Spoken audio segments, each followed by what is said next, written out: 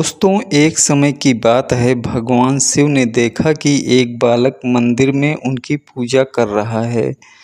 वह देख रहे थे कि बालक अभी बहुत छोटा है और वह मेरा ध्यान लगा रहा है। उसे क्या परेशानी है, वह तो शिवजी जानते थे, मगर उनका मन उस बालक से बात करने का हो रहा था। इसलिए भगवान शिवजी अपना भेष बदलकर उसके पास जाते हैं। वह बालक उनका ध्यान कर रहा था। तभी शिवजी ने उसे आवाज़ लगाई। वह बालक देखता है कि एक साधु जी पीछे खड़े हैं। वह साधु जी कहते हैं कि तुम मुझे बुला रहे हो। तो बालक कहता है कि मैं तो शिवजी को बुला रहा था, मगर वह अभी तक नहीं आए हैं। यह सुनकर साधु जी कहते हैं कि तुम्हें क्या परेशानी है। तब वह बालक कहता है कि हमारी माताजी की तबीयत बहुत ख़राब है, वह ठीक नहीं हो रही हैं। मैं शिव जी से यही कह रहा था कि उनकी तबीयत को ठीक कर दो, मगर शिव जी मेरे सामने नहीं आ रहे हैं। मैंने तो सुना है कि पूजा करने से सब कुछ ठीक हो सकता है, वह मेरी माताजी को ठीक कर सकते हैं।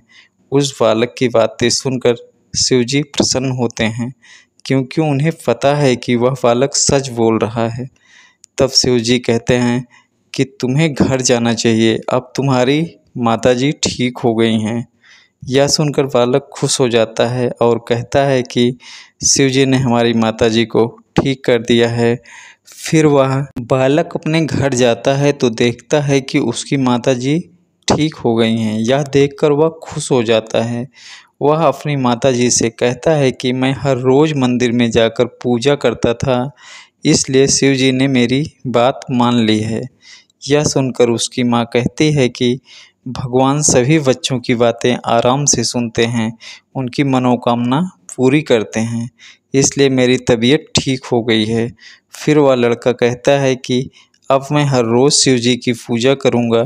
यह सुनकर उसकी माता जी खुश हो जाती हैं तथा शिव जी से भी माँ बेटे की बातें सुनकर बहुत प्रसन्न हो जाते हैं तथा उसके बाद उस जगह से चले जाते हैं।